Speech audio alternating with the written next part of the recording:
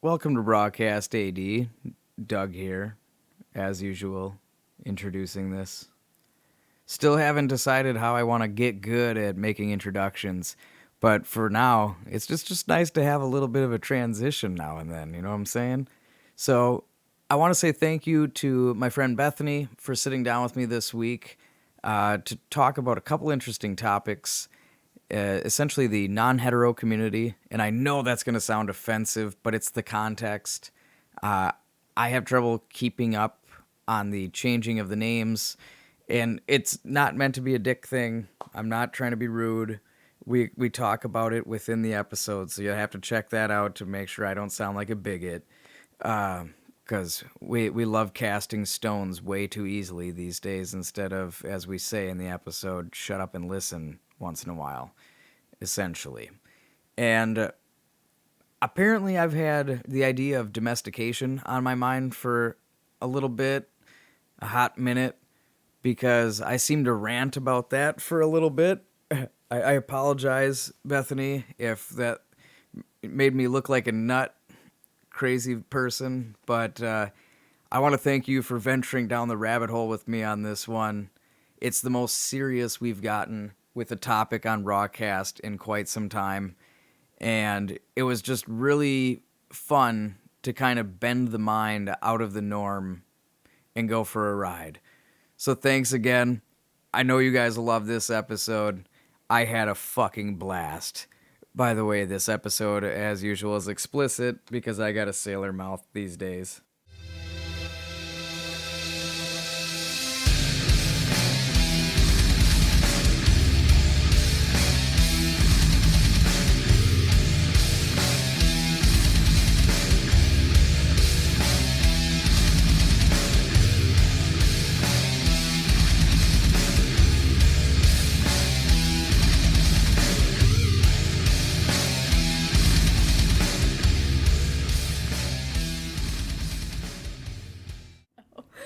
Oh, jeez. Well, we can restart. Well, we're totally restarting. We're recording right now. Oh, okay. So, for whatever reason, our lovely program Audacity decided to take a shit 4 minutes into our conversation, but we basically touched on like what I did today, and we had already been getting into some hot button issues, and I'm very sorry because we had been talking about the LGBTQIA, and since it has changed a few different names, you had said, let's just call it the community. The community. And so that is what we're referring to in all the different name variations. Whatever it may be. It is the community. And so I had asked why that was a topic of interest for you, and if you don't mind going a second time through, if I didn't say a good enough intro, since I record those later, sitting down with Bethany, a fantastic person, and we're going to be talking about this right now. Well, don't worry. You don't have to ask me twice to talk about myself, because, I don't know, whatever. Well, I'm a pansexual individual. Well, female, because that's what I identify as, because that's what I am. Mm-hmm. And pansexual is basically just a subcategory of bisexual, if you want to put it that way, and most people hate it, but that's just how I see it personally. And pansexual basically just means that you have affection and are attracted to people regardless of gender, body parts, or how they identify whatsoever. It's not an issue of anything in that aspect. Whereas bisexual is more like I am attracted to male and female instead of just the entire spectrum. Fair enough. And yeah. now we also mentioned, we're trying to recap after our conversation. We lost just a little bit. Yeah. And I thought it felt so natural, and now it's just a matter of making fun of how the equipment failed. Each week on Rawcast, there's a wonderful new hurdle, technologically speaking. Just a little hiccup. But you had mentioned living in a small town, or growing up in a small town. Yes, indeed. Growing up and living in completely different things. Yeah. But so growing up in a small town, you hadn't really heard of the community. Yeah, not until 7th or 8th grade, which is about when I came out for the first time, so... Oh, is that right? Well, I came out to a select few. Not even my parents knew until maybe the senior year in high school, so... Select few. I can imagine that was a difficult time coming out to the parents. First time, well, in middle school, it was very definitely difficult, but my parents, it was a piece of cake because my parents are about as supportive as you could possibly be. I think their response was just to make a lot of lesbian jokes, which I loved and was offensive, but in the best good kind of humor, way. good taste. Exactly. They were just trying to be like, oh, this is happening, so we might as well try. And I found it funny, which is all that matters.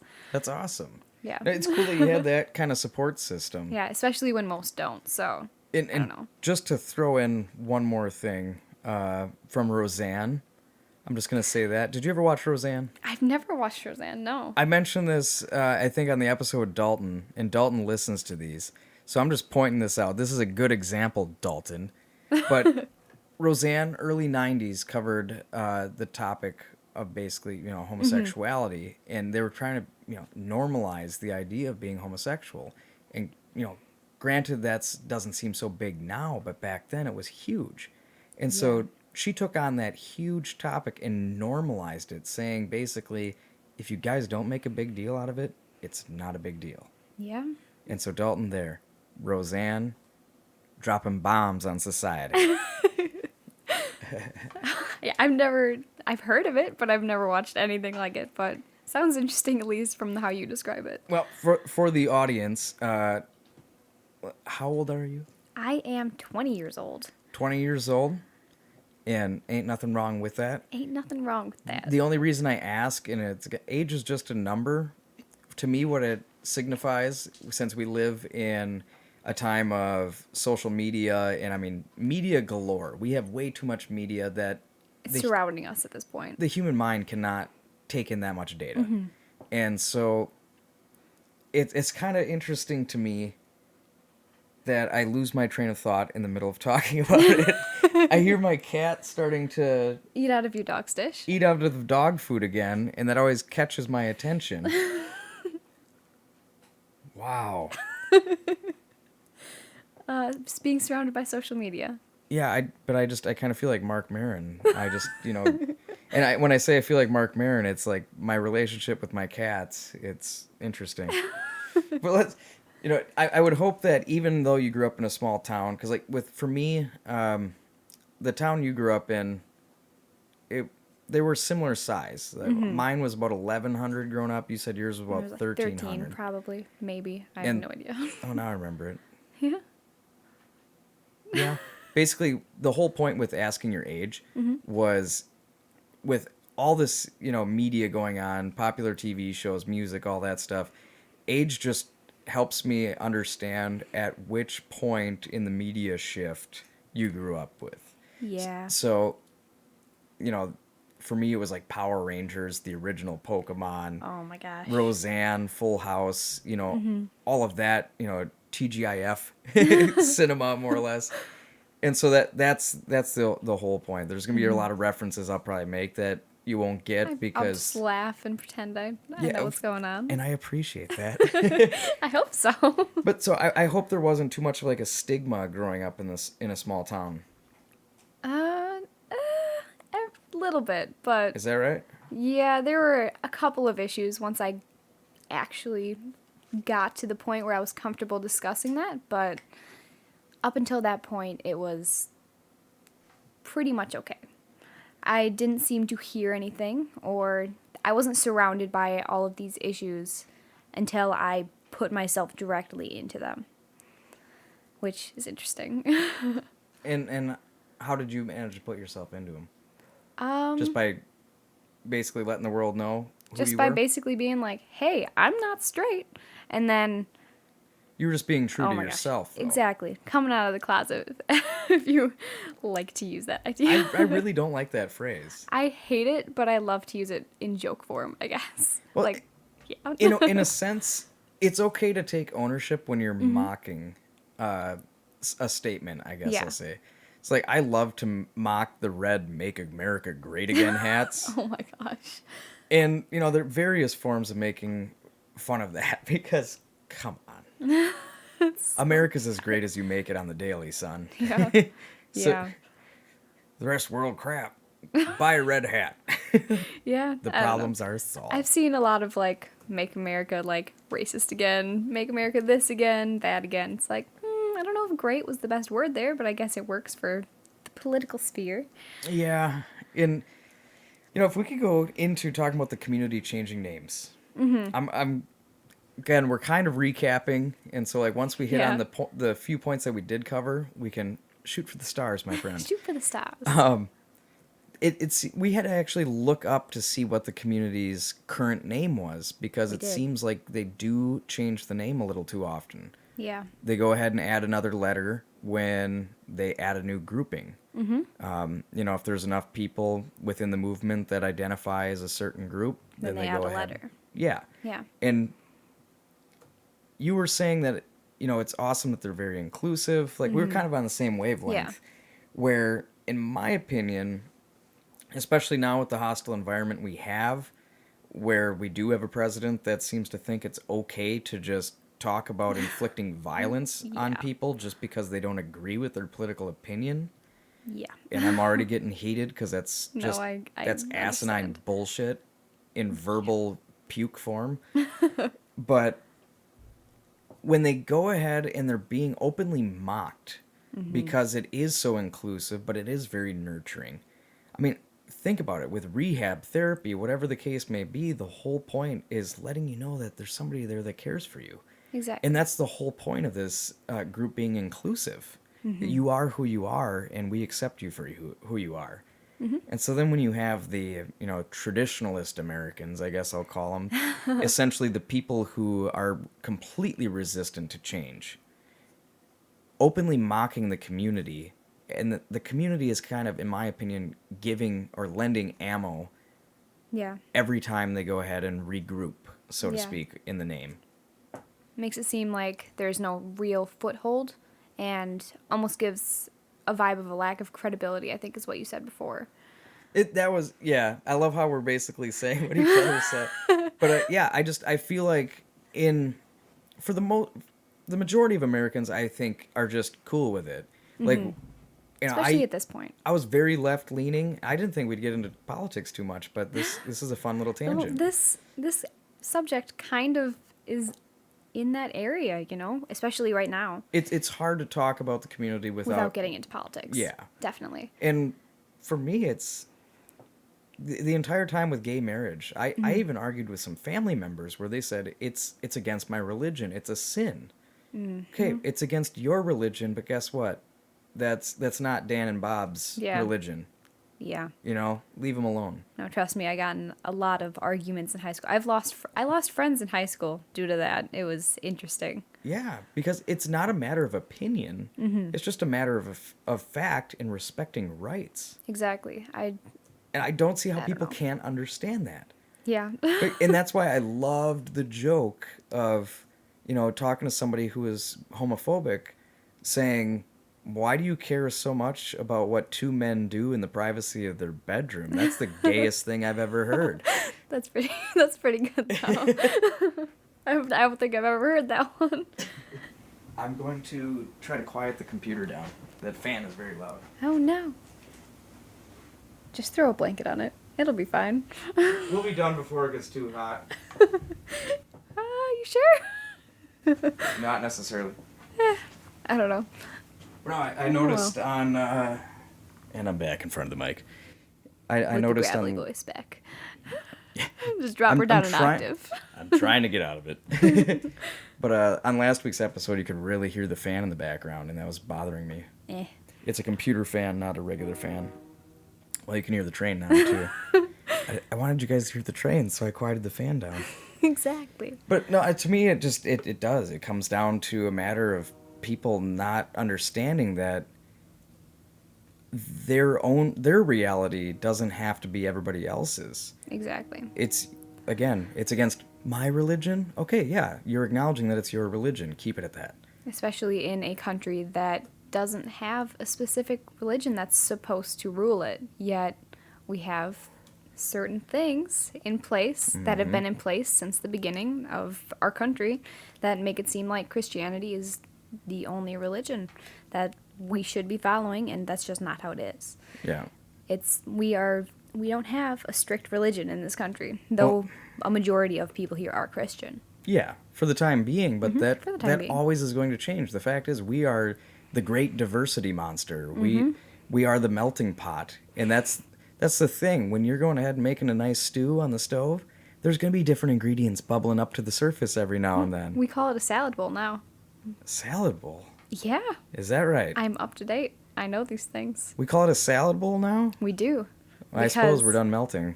Because you don't want to melt together, because then everyone's just taking on the flavors of everyone else. In a salad bowl, there's a tomato here, there's a cucumber here, there's lettuce over here. So to be a salad bowl, it can be unity, but also representing the individual. I love it. Okay, I know. You sold me on the salad Yep, bowl. I sold you on the salad bowl. Super salad. Super salad. But we do, our country's too big, I think. And because we do have so many opinions that to come down into a two-party political system, Yeah. it can't be this or that. There are too many voices. Yeah. And, there's so many things you can talk about in depth on that, but essentially every district has been gerrymandered into roughly a 50-50 situation. Every 2 to 4 years, you're looking at a flip of a coin. Yeah. And so, we need the term limits. We need people that are actually going to stand up and do the right thing. But those are the people Exactly. that don't want to do it. Very true. And to swing it back to the religious side of it, because since that was the biggest group to try to stand in the way of the community's equal rights, the argument that this was founded as a Christian nation. Yeah. That one always chaps my ass. Yeah. Just a little bit. Yeah. And that it's because our founding fathers were mostly deists. Yeah. They did believe in God, but they thought he was already dead and gone. Oh, goodness. That's the whole idea of deism. Yeah. It's like God is dead. There was one. There, to go ahead and say he, that's why I love Dogma from Kevin Smith. God was Alanis Morissette. They made God a woman because that was controversial. Yeah. What if it's a she? That messes with Christians. And I got nothing against faith, but it's when people use their actual bureaucratic side of that faith, which is religion, as political ammo to Yeah. infringe upon the rights of other people in what is supposed to be a country of freedom and a country of rights, defeats the purpose. Yeah. Yet these are the same people that are claiming to be patriotic. Yeah. I don't know. That kind of connects back to your idea of... Oh, goodness. I think I completely lost what I was about to say. Your idea of... Welcome to my world. Well, what happens in someone's bedroom is none of anyone else's business. It's Yeah. like, just because it's your religion doesn't mean... I don't know what names you use, Dan and something. It's not any of their issue. What you believe and what you go to do every Sunday in the morning. Like, Yeah. every Sunday morning, what you do then is not anyone else's business, just like none of what they're doing is your business.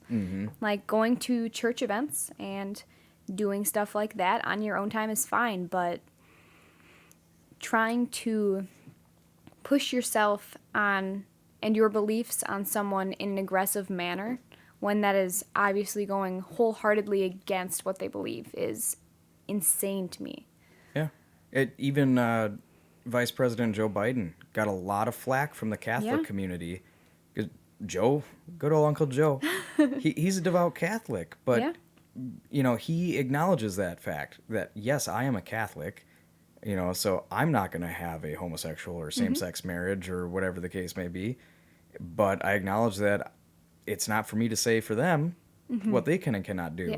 And the Catholics are like, Joe, you're a good Catholic. What are you doing? And he's like, I'm being logical Yeah. in the idea that they have their freedom. Yeah. It shouldn't be that hard. Like, just listen to Joe Biden. What would Joe do? Come on, guys. What would Joe do? Good old Uncle Joe. I thought he was great, and all of the I- Biden memes. Oh my gosh. I was going to comment about those, but I didn't want to seem like too much of a college student. See, okay. I'm 28, and I different life experiences, all that fun stuff, but I was on board at the beginning stages of Yeah. memes. Yeah. So I got to see him when there was like 12 original memes. Oh, no. And those were the Rage comics and all that fun stuff. Yeah. And now, of course, everybody can make a meme in a matter Exactly. of seconds. Yeah. But feel free. I don't Share know. with me. I don't know. The memes. I love the Joe memes. It's probably one of, well, I loved Obama, and so the entire fact of him leaving office was really sad, but like Joe made me super sad when he left. Just because of the memes. I'm not going to be getting any good memes of Joe and Obama anymore. Yeah. And to me, this is where I'm going to piss off some family members again. Ooh. Because some family members see me as like this really leftist person, like almost communist. And I do believe in democratic socialism to a degree, like in terms of we should have universal education. Yeah. A good society is going to be a progressive society that wants to constantly work or continuously work towards advancements. Yeah. And if you want to have progress, you need to educate your population as much as they're willing to be educated. Yeah. Without gouging them for 25 years. That's my sink. I heard it. You heard the drop? I was very confused. I thought that your cat had thrown up, and then I was not worried when I saw the cat. Yeah, no, she's all right on the couch. But yeah, universal education and universal health care. Yeah. If you want to advance as a country, make your population, make the citizens of your country as knowledgeable, as educated as possible, and as healthy as possible. Yeah. That's human capital. Invest in the human capital. That is what has built our infrastructure. Yeah. I don't know. I have plenty of theories on why. We would be talking about this for days if I started on that, of just like why exactly people wouldn't want that, wouldn't want people to be healthy, wouldn't want people to be happy, because they wouldn't be making so much money that they make right now. But that is an entirely different issue. Well, the bottom line there is control. Mm-hmm. And, if you want to save that for another time, you totally can. We definitely should, because I could go for hours. I promise. Okay, well, in that case, you and I need to schedule a follow-up because it's going to be a completely different episode, but it's probably going to be a 4-way conversation. Okay. It was going to be a 3-way. That sounds way worse than it should. It was going to be a 3-person conversation, and it's going to discuss a little bit of the control. Ooh. But if you can go on for hours with that, we're probably Hours. going to have a very long-form conversation at a different date. Yeah, I would be down. All right. So we should have told the listeners to just zone that out for a second. Yeah, so let's bring it back in then. It was very difficult for me to see the Obama administration leave because of the results of the 2016 election. Yeah. By no means was President Obama perfect, but these people it was fun to see Fox News supporters show similarities between Obama and Hitler, but as soon as it was done to Trump, they It was an cry. issue, yeah. Calling all of these leftists and these college liberals snowflakes, give me a break, you baby booming selfish motherfuckers. I know I'm going a little bit harder on No, this one, I but understand. we're putting the raw in Rawcast. Exactly. No, I got called a snowflake for the first time ever, maybe a week ago. So Really? Yeah. Yeah, because I was just debating something, and on the same like LGBT community issue. Is that right? Wow. Yeah, and I'm just like, oh, you snowflake. I'm like, well, I got my first time. You popped my snowflake cherry. Thanks a lot. It's such a dumb term, in my opinion. What does it even mean? I don't know, because You we all think that we're different, just like snowflakes, because no snowflake is the same. That's what snowflake means. But see, that is true. Exactly, which is one error in its entirety. What these people, it's an argument of ignorance. And there are plenty of Republicans that I respect because I'm very much independent. Yeah. I can't stand how it's the tug of war. When they go ahead back and forth, they do something, like say the left accomplishes something that I'm in favor of. I go, all right, sweet. I read the article. Awesome job, guys. That's a W in that column. Good job. And then like a week later, there's still some rumblings in the news about it. It's like, whoa, hold up. I thought this shit was closed up. I thought it was done at this point. And then another week goes by, and then, the fight continued because they have to take it too far. Sometimes you just have to enjoy the small victory. Mm-hmm. Go back to the meeting room or the office, wherever it is, clink some glasses and enjoy the small victory. Enjoy the moment for a little bit before you possibly take back every inch that you've gotten so far. Yeah, the fact that everybody has a voice, and so even with the Black Lives Matter groups, because it is multiple groups, mm-hmm. The way it's gone, because essentially they did have it formalized, but then you see some random person have an incident, and then somehow they're linked to Black Lives Matter. Yep. Now see, Black Lives Matter is a small group of people that have created a marketing strategy, and every single person who lends any amount of support to that group is part of the group. Mm-hmm. They do not represent the group, but the media is trying to divide us every step of the way, keeping us focused on things that do not matter at all. I see you writing. What's going on? I'm writing for later. Don't worry. Uh-oh. But no, I had to stay away from the news. Mm-hmm. In high school and college, I was big into politics. And after having kids and all the experiences I had, I just decided to, since Trump got elected, I was like, I can't stand this. Yeah. There's no way I can do this, because to go from an administration that was actually able to present themselves in an articulate fashion and seemed logical, had their heads on straight instead of up their asses, mm-hmm. we're now looking at the complete opposite, where inflicting violence on people for being different is okay. Yeah.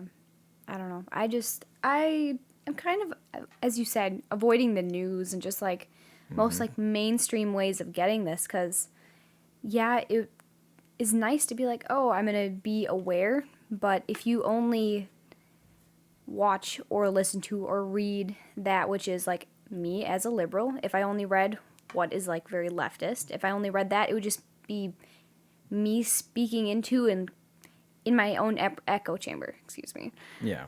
So if you wanted to get a full view and idea of everything going on, you'd have to read and listen to and everything so much. There's so much information to take in that it's just not even an option. Yeah, we live in a time where you can't just watch the news mm-hmm. and go, oh, that's what happened. Yeah. Why should I have to triangulate my primary news sources, which are supposed to be informational? MSNBC is different than CNN and Fox News. Yeah. Now, naturally, some of them are more aligned in political favor, but there's the problem. Mm-hmm. Political favor. Yeah. We cannot sensationalize the news. The news is meant to be boring because all you are is the messenger mm-hmm. of the happening. Exactly. And I can't stand it. The other day I still listen to Fox News Radio. Not regularly. Like I said, I stayed away from it, but recently started listening again just because I want to hear what the grumpy old men have to say. The grumpy old white men. And Rush Limbaugh was on. He was just going on and on about how cool he is. Mm-hmm. I mean, literally, he was just talking about how great he was. Really? And he was kind of joking around, but at the same time, it just seemed very masturbatory. And then after he was done, puffing his ego, he starts talking about how the media skews things, and the media does this, the media does that, and I'm like, I'm listening to Fox News Radio. Rush Limbaugh, you're part of the fucking media. I love seeing people within the industry bashing it as if they're an outsider. This us versus them mentality has got to stop. This black mm-hmm. versus white, I can't tolerate it. That's because everyone wants you, well, every news outlet wants you to think that that singular outlet is on the outside, that they are the only one providing the real news. And people who only take in that one outlet are willing to believe that. Well, Yeah. not all, but many, because it's like, oh, they're speaking the truth and they're talking about how media is wrong in most cases, so they must be the one that's right. Mm-hmm. You know what I mean? There is no right answer. Yeah. Because each one of these organizations wants to present themselves as fact, but your reality is different than mine. Exactly. So these people that go, oh, all these little snowflakes, why can't they just face reality?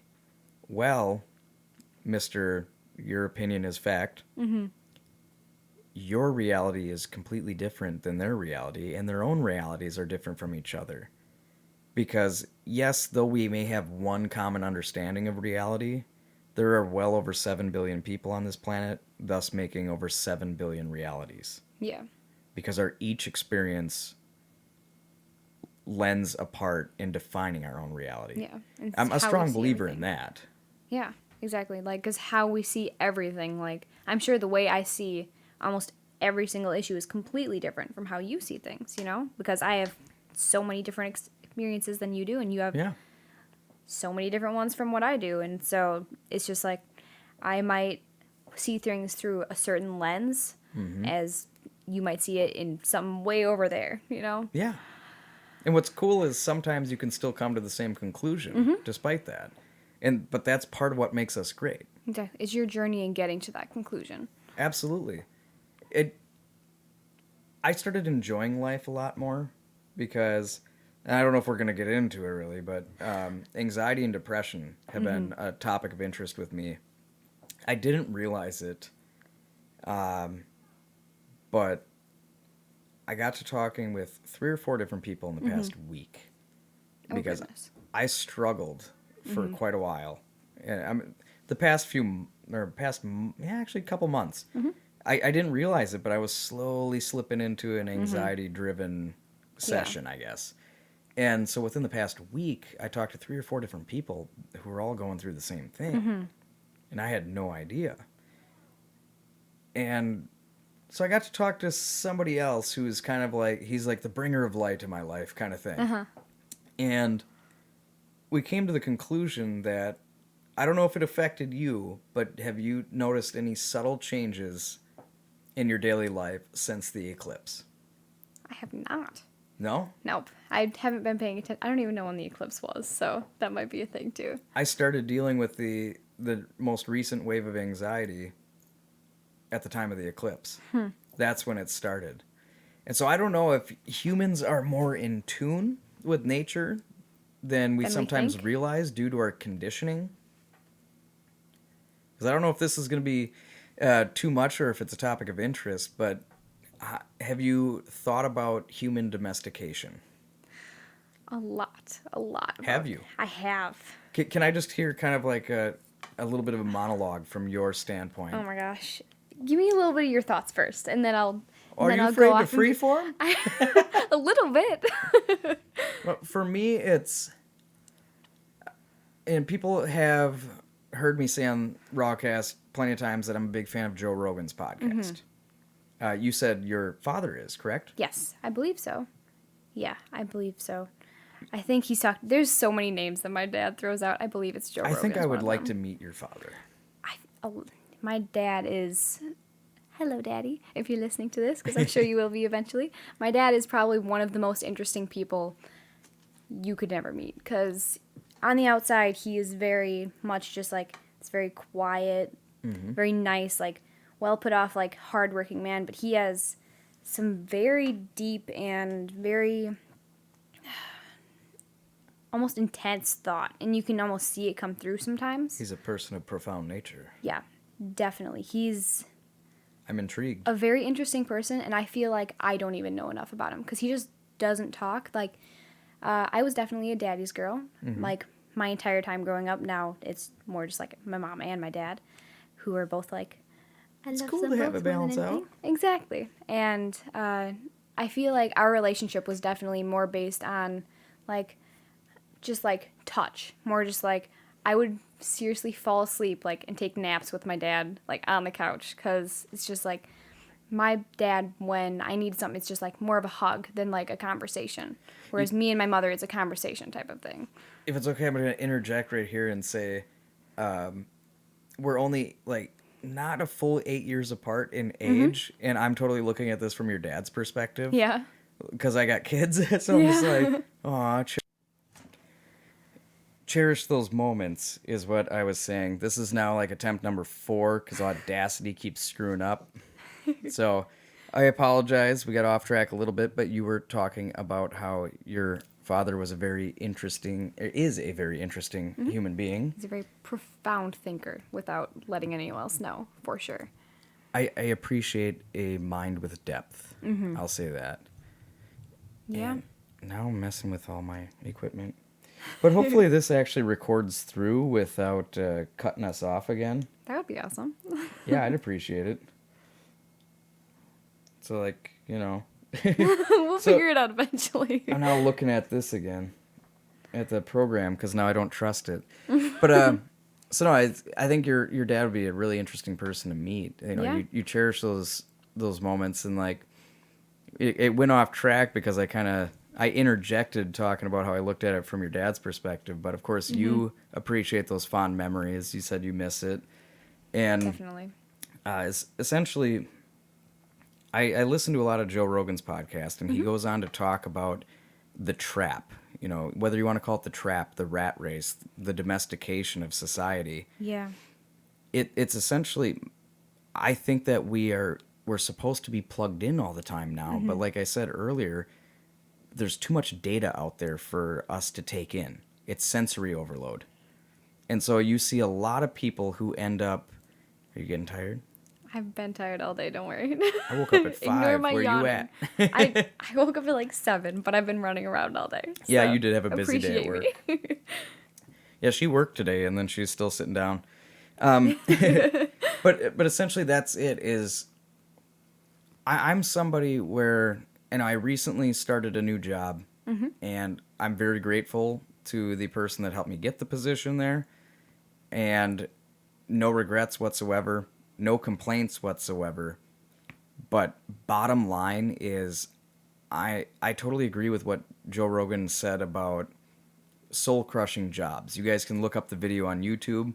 He goes on for a good, like, 3 to 5 minutes about how he used to take construction jobs, but it literally felt like he was dying, like he was being poisoned. And that's because, in my opinion, the entire capitalist economy is driven by this domestication, where we must all fit in. We must all fit into these finite boxes that they need in order to continue what they call progress. And so I've mentioned to friends before that one of my favorite songs in regards to that is Pink Floyd's Welcome to the Machine. Yep. It's a song that just drones, because it is. It's also, you've got Another Brick in the Wall, We Don't Need No Education. Yeah. They were very politically motivated. That's why I love Pink Floyd. A lot of their songs ring true today for what we're experiencing. Not much has changed. And with the resistance to change that we see in almost every single topic, whether it's hot button issue or completely irrelevant, whether we're arguing word choice or vernacular on something, there's always going to be at least 2 sides. But usually, in this kind of society that we have, everything must be filtered down, so it can only be 2 choices. You know, when it comes to our elections, we don't get to go ahead and check out the soda menu. We get to choose between Coke or Diet Coke. You know, and both are bad for you, Yeah, is what it comes basically. down to. But, you know, we are kind of wrapping back around to that control, though, is what I'm looking at. Now, as far as going off onto the truly deep end of what the control truly is, I keep referring to it as the control, just to, like, maintain that as Yeah. the bar. We're not going past that bar Okay. right now. But it is, you know, wake up, brush your teeth, go to the office, sit in your cubicle. drive or pick up your kids from school, drive home, make dinner, help the kids with the homework, tuck them into bed, watch some TV, go to bed, do it again. Yeah. If you're continuing to do that, you're continuing to help this organization. It's supposed to be a collective of individuals, but we've stripped away the individual. And so what Joe says in his video, or a video that was made off of his podcast, he's basically saying that, we have to wear clothes we don't like, to do jobs we don't want to do, for people we don't care about, all this fun stuff, all to promote what is supposed to be the greater good. But then you've got issues like, oh, well, you ran out of sick days. How do you run out of sick days? If you're sick, you're fucking sick. I'm sick, what am I going to do? And, the issues of maternity leave, not having enough time, not having it be paid. Like, when my kids were born, I was able to take time off of work, but it was completely unpaid. Well, how does that work? I'm not saying if the mom gets paid, the dad should too. Mm-hmm. I'm just saying I'm equally as much of a parent. Mm-hmm. And so, like, it should be both parents. I like the models that we see from, like, Sweden, Norway, most of Europe. Yeah. Where they go ahead and they, the person, the individual, the family is the backbone of the society. Without families, you're not going to have a continuation of the population. You're not going to see future generations. And they actually give a shit about the common family. As opposed to us. Yeah. Because we've reached a certain level of capitalism where now I don't know what to expect in the future because we're still young. Mm-hmm. But for my kids, it's hard to see where, 80 to 85% of businesses in this country are small business, but they account for less than 10% of the revenue. Yeah.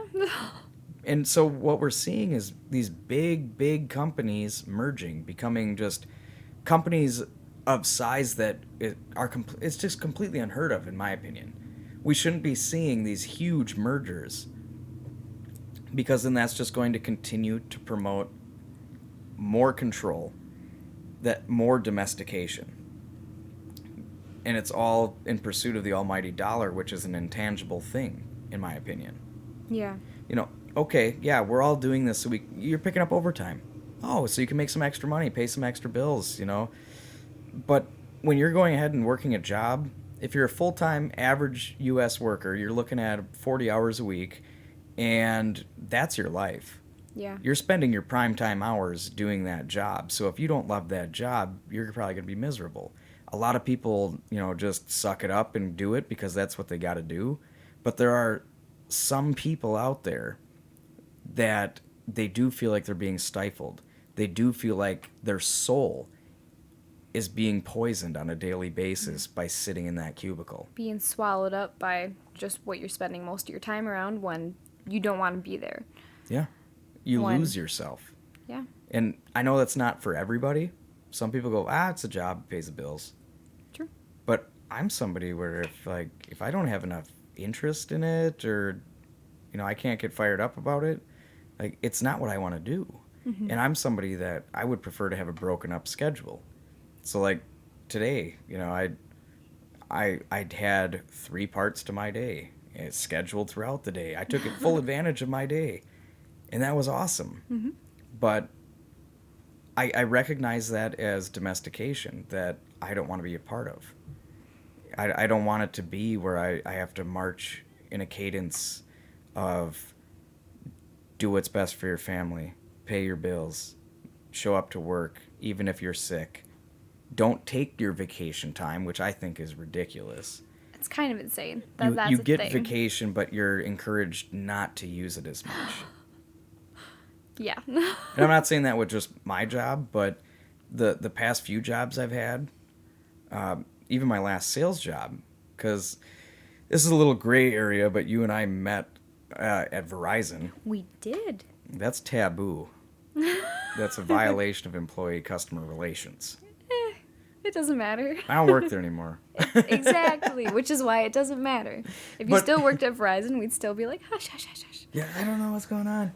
But yeah, that's Verizon. That's where like the camaraderie was great. Mm-hmm. The staff that I worked with, it was enough. We made our own little community, our own little reality, and that was great. You know, sales can be feast or famine, especially in cellular, but it still came down to being a domestication. But because essentially the bottom line, all the job is taking your most valuable resource, which to you is what? Time, I would say. You're selling your time, often for a lot of people, an hourly rate. Mm-hmm. The only person that should be able to decide what you're worth, your value, is yourself. And so, you know, I can see the argument of like minimum wage, but this is transcending any one issue. This is taking an overall viewpoint and, you know, taking a lens to it and acknowledging that the domestication that we see is just that. Work, work, work. Productivity trumps anything else. After you're done with work, make time for family. Yeah. Family used to be the focal point. Now it's jobs. Yeah. I don't know. I've definitely come to realize that a little bit more because I am a waitress. Mm-hmm. And the times that I work are 100% the times everyone else would refuse to work. Because that's when I'm going to make the most money. Like Saturday nights, Friday nights, days that I want to spend this time with my family. Yep. But where are you going to go with your family? You're going to be going to a restaurant, and so I'm going to be in that restaurant. Yep. Do you know what I mean? Because you have to make that decision between would I rather have time to do what I want to do and like all that stuff, or do I want to go to a place and be as fake as I can be to these people to convince them to give me their money? And that's what it comes down to, and for me, is putting on that mask every day. Every day. I do have a very vibrant personality. I can be very out there, but in the office, I can't be joking around. Got to keep it, got to be PC in the office. Yeah. Because it only takes one person. And the fact is, I do. I have bills to pay. I still got to do it. And it, especially from the aspect of, though we have different experiences, I had commissionable sales. You make tips. So there's still that extra money. Yeah. And of course, commission and tips, that's where the real money is compared to the hourly. Because like hourly, I don't even get an hourly. I don't get a paycheck type of thing. Mm-hmm. That's just tips is it, which a lot of people don't even realize. They're like, oh, they get paid minimum. No, we get paid like $2 an hour, and then that on top. Exactly it. And so when I served, that was tough. Yeah. Very tough. I was at what was supposed to be an upscale restaurant that couldn't figure things out. So naturally the paycheck suffered. Yeah. But the interesting point that I wanted to make there was, for your average cubicle job that's not sales related. Yeah. Essentially you're just occupying a space. You are performing a set amount of tasks that are put in front of you. You're expected to finish those tasks. And that's the more of the humdrum, monolithic steel structure that is corporate America. Become a tool a tool in a different sense than like someone being an actual like horrible person tool. Exactly. But you become a tool for 8 hours a day. That's all you are. You're not a human. You don't have a family. You're a number. You're a number. You're a name on someone's page. You're a paycheck to go out. That's all you are. Yep. You're not a person at that point. Yeah, and so comparing that to like sales and serving, it's more of a timeshare. Yeah. You know what days, what hours you stand to make the most money. Exactly. But those are also the times that your friends and family are getting together for dinner. Exactly. They're going out to have a good time. They're going to a concert. They're going to a game. Exactly. That's when you have to make a choice between, well, at this point, a social life and making money. Because, like me, I'm in school, like, full-time. So I have basically a full-time job on top of another job, on top of another job, since I have 2 jobs. So At this point, yeah, it is what it is. It makes it tough. I remember I was trying to get out of the domestication hard enough that I had 4 part-time jobs at one point. Gosh. And that, you know, newlywed, had a kid. Yikes. I overdid it. You know, that had, you know, we had our own struggles then, you know, that we overcame, but you can't struggle too hard either.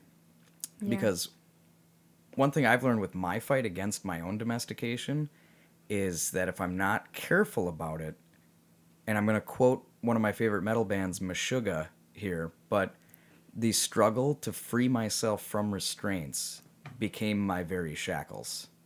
Yeah.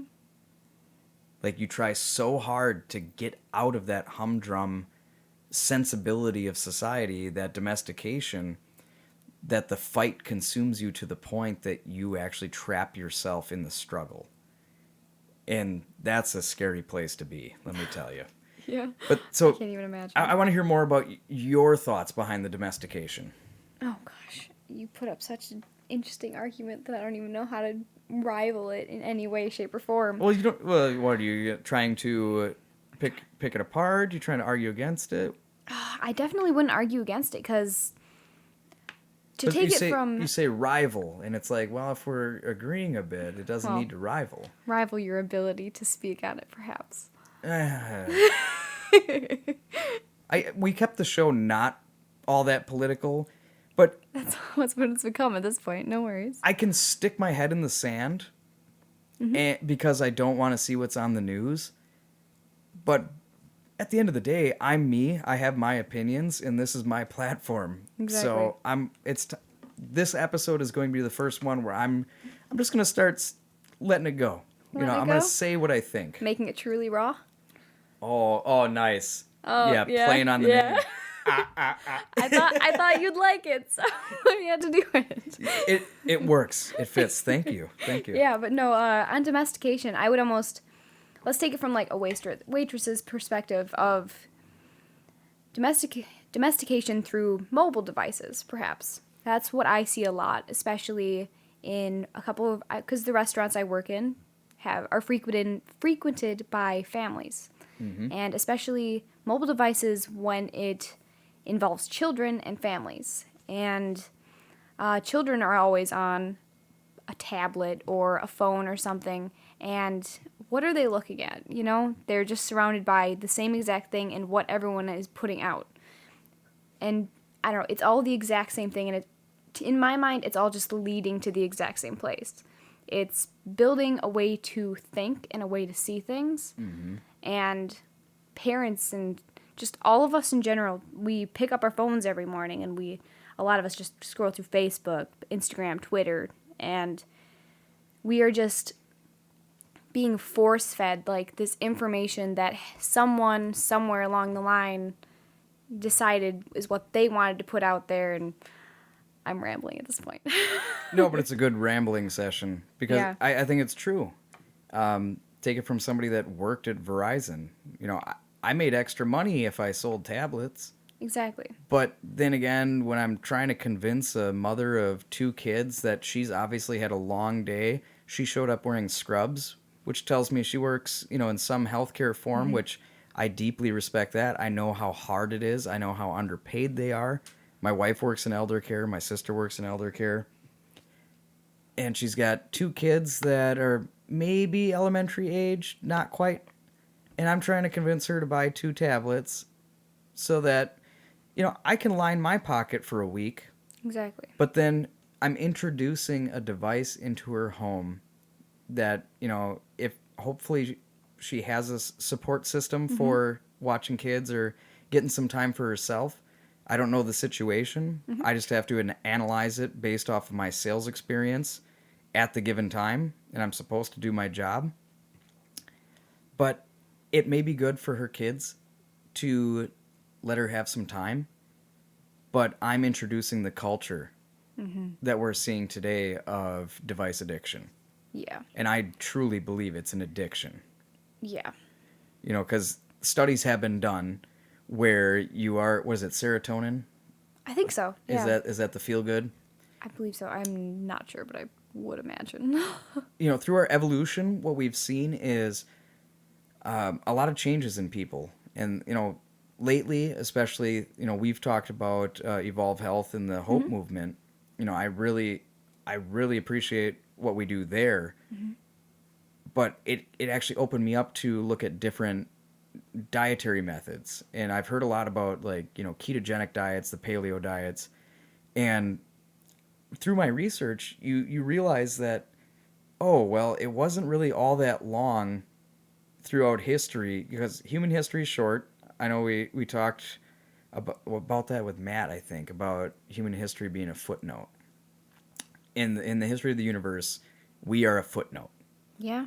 And so the point on that was more or less the insignificance of an individual human life in regards to the universe. But it's interesting how you can keep revolving around that similar concept of, at the base, as individuals, we truly are kind of irrelevant and insignificant in regards to the universe. But within our own society, there's going to be those few people that absolutely have to have the control. And so, like, with the diet thing, through that research, we started using processed foods, and those were advertised as being healthy. And that was, so, like, you look at our if you have older parents or grandparents, their way of thinking, because of the knowledge they were brought up with, was because they were conditioned to think that way. And so we used to be slowly conditioned as the times would change. But look in the past 100 to 150 years at the number of technological advancements. Yeah.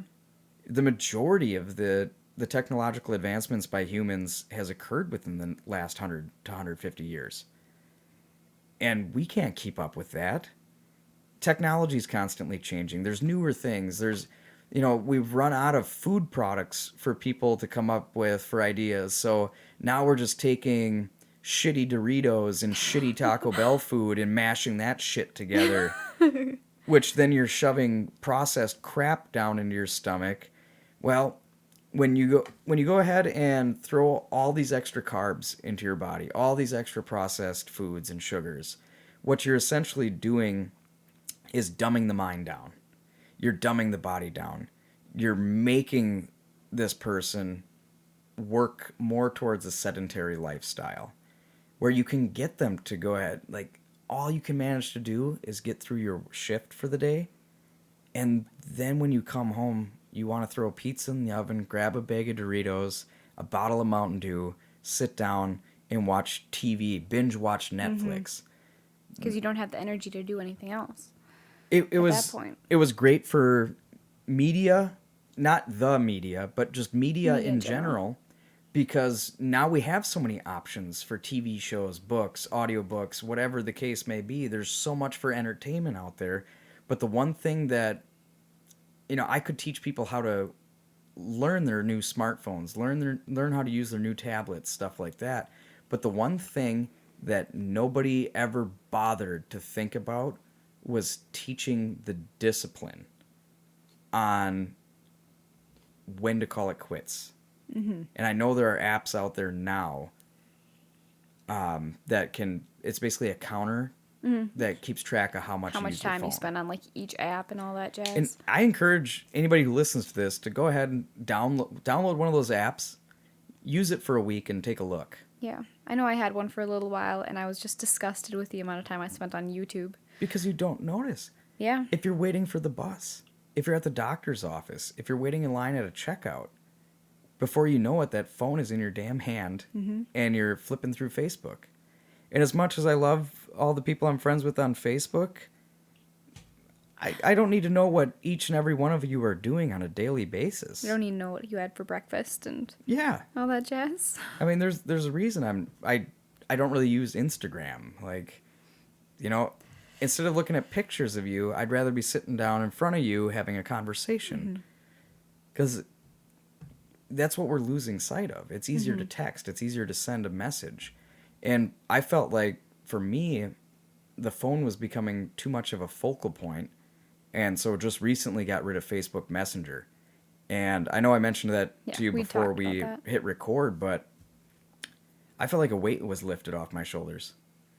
It really felt very liberating, because now I'm not carrying this device around where anybody can be in touch with me at any moment in time.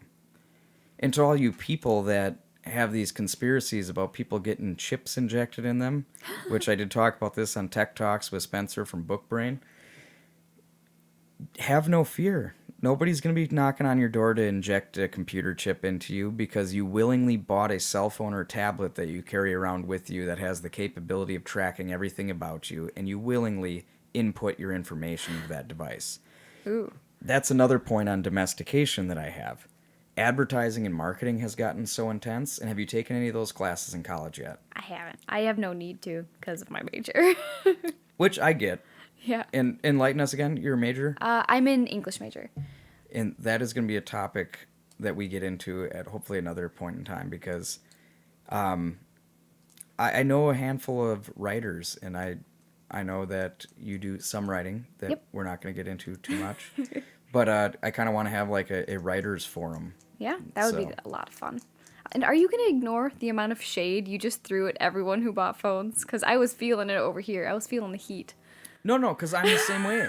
I understand. I just thought I it have was one funny. of the newest Samsung phones. I'm just referring to the people that were like, "Oh, the government, I can't trust them. They're going to put chips in us." Yeah.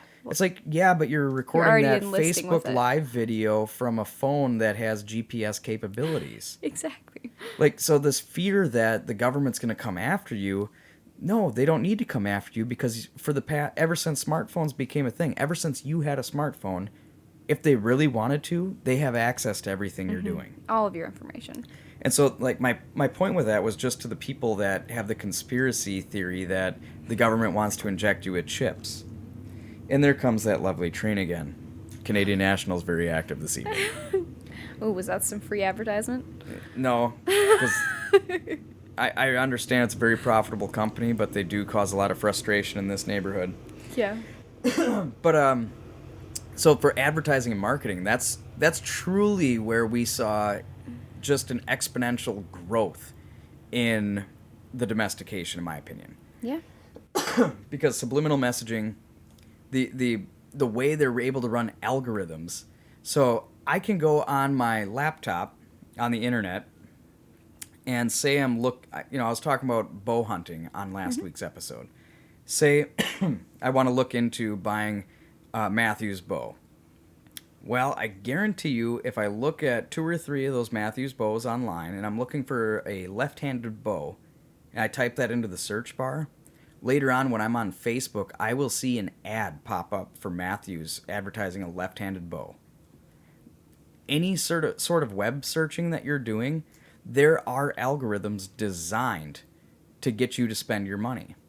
So we live in this perpetual world where we're chasing our own tail. We're, okay, you happen to look at this thing, you've worked all week, you're miserable because you don't necessarily like your job, you busted your ass, you're tired, you're exhausted, you just want to treat yourself for a minute. Treat yourself. And there's this company that you spent 2 minutes on their damn website, and then when you're just scrolling through Facebook like you usually do, they know where to put the shit. Mm-hmm. They know where to put it, so it's like, oh, maybe I should spend that extra $40 I worked so hard for. Maybe I should spend that right there. And more, I'm just seeing it like social media like being a trough. Mm-hmm. And all these advertisers are dumping the frickin' crap end of the food. They're just giving us all this garbage, and too many of us are just gobbling it up. And so I'm not saying I'm not a part of this, because ask my wife, I am more than guilty of spending too much time on my phone. But that's where I've deleted cell phone games off completely. And so I haven't had a cell phone game in a couple months. And I just recently got rid of Messenger. And that, just 3 days of not having Messenger, I feel way okay. You keep checking the time. What time you got to go? I don't have to go at any point in time. I'm like looking at the time and I'm like trying to figure out how much time we spent on this. And then I'm thinking like, what would the title of this episode be? Because we started as one topic and now we've commingled into something else. And I just find it interesting. That's usually how it goes, but and so let's try to meld it. Let's mesh it together. But no, are you content with the domestication side? Like, how do you have anything to refute on that? What are your thoughts on it? I'm pretty content with everything you said. Does it sound too much like a conspiracy, or is it legit? My opinion is that it's very legit. I don't understand where it would be a conspiracy at this point, because it's so blatantly obvious to me, I guess. But I guess we are on such a similar wavelength in a couple of different things, this being one of them, that I just don't understand anyone who would think differently. Do you know what I mean? A little bit? Yeah, I mean, I'm sure there's people out there that would disagree. Definitely. But what I've noticed is, unless there is a clear-cut right or wrong answer, people don't necessarily like to do their research. I mean, you look at some of the medical findings that we have now, and there's people that disagree with them based off of their own gut feeling.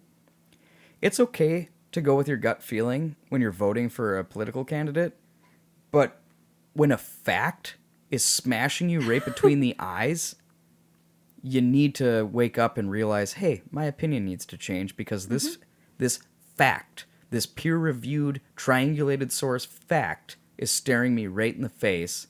I guess I need to take the time to reflect and understand that the whole chemical matrix makeup of my idea isn't correct. It needs to change.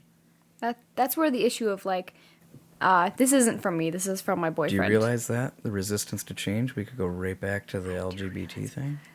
Do you like that? I do like that. I do like that. But my boyfriend, what was it? I was about to say something, but I completely lost it, I think. Oh, I screwed it up. You screwed it up, Doug. Dang it. I'm sorry. Oh, I got it.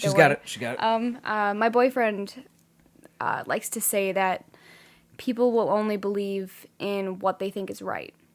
Mm-hmm. If something like that, I apologize for butchering it, but well, if you butchered it bad enough, maybe he should come on and redeem himself.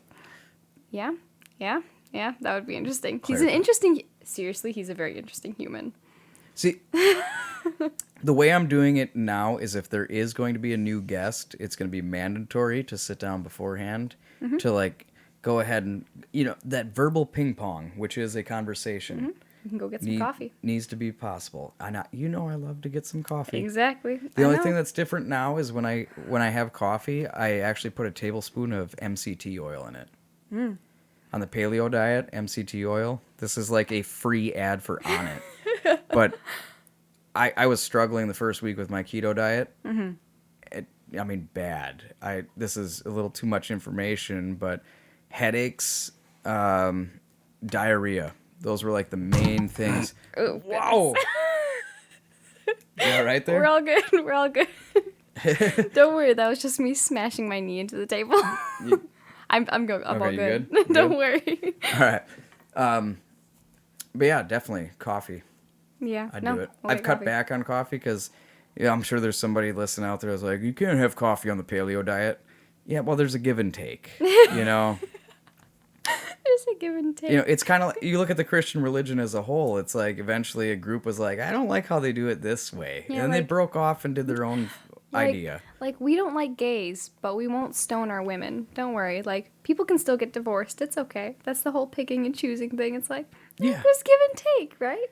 That, if we can wrap that back to it just, that was another argument I loved. Like, they're destroying the sanctity of marriage. Mm-hmm. And, when you're hearing people that have been divorced 2 or 3 times say that, you go... Like, what are you talking about? You go, what is the define the sanctity part for me, please. Yeah, exactly. Don't define marriage, because that's what you're hung up on. Mm-hmm. I want to know what the sanctity part means to you. Yeah. Because you have a very narrow-minded idea about this that smells like shit, because I'm guessing your mouth was up your ass beforehand. Exactly. And I know that sounds way too, like, in your face about it, but there are times where I just want to grab people and shake them and go, why is the light not on? Because I'm not saying my opinion's right, but bottom line, this country is built on us having our individual rights, and we can go ahead and acknowledge that. I'm sure there's, like, let's just make it soft. Oh, Music. so soft. You like kind of screamo metalcore music, right? I do. I'm more on the black metal, death metal side. Which most people won't understand the difference, but believe us, Yeah. there's a difference. Metal is one of the metal actually is the biggest genre, next to indie, because indie now like Yeah, includes it's, everything. Oh my gosh. But basically, we like completely different areas of the genre. Good for you. Yeah. I can still respect that it exists. That's all it is. I don't need to come after, that's not real. Well, obviously it's fucking real because you're at a concert watching them do it. Yeah. So it's legit. Exactly. It's like, So I just want people to ease up and, yeah, we all have an opinion, but close your mouth and listen for once, and it might be good. see, I even tried to put a transition in there for you too. For what? Going back to... Going to LGBT stuff. Yeah, well, see... And you missed it. I missed yours, you missed mine. To me, that's the fun part is, like, people are like, oh, I want to hear more about that. They're going to talk about it. Oh, no, they didn't. No, they didn't. People will start scrubbing through and just be like, are they talking about it yet? Like, they're an hour and a half in. I don't even know where we're at, but they're not talking yet. But so, to bring it, to actually get that back around, it's like, what I feel with the major difference between the left versus the right now is essentially that the right has bought in willingly to the domestication more than anybody. Not saying the left hasn't. The left isn't free. The left actually is trapped up in their own game. The struggle to free themselves from restraints. Yeah. That quote again is exactly where the community is. The LGBTQIA. I think it is now. Yes, it is. I have it written down, and you quoted it perfectly. Don't worry. And I'm on the I opposite applaud end of you. the table, so I didn't even see her notebook. Exactly. I'm applauding you. A little Thank golf you. clap Thank over you. here. Thank you. But I mean, so my experience was totally different, like I said. And so we really didn't see much of an issue with it. We were all in college. We knew gay people. It was all fun and games. Yeah, okay, cool. Oh, you're gay? Okay, cool. Cool. Well, I'm That's straight. Do you want to go grab a bite to eat? Or, like, nobody was coming up to you and just being like, I'm transgender. I'm gay. Like, no, because we're all people. Exactly. Those are, like, okay, that's part of our identifier, what makes up our personality, like, who we are.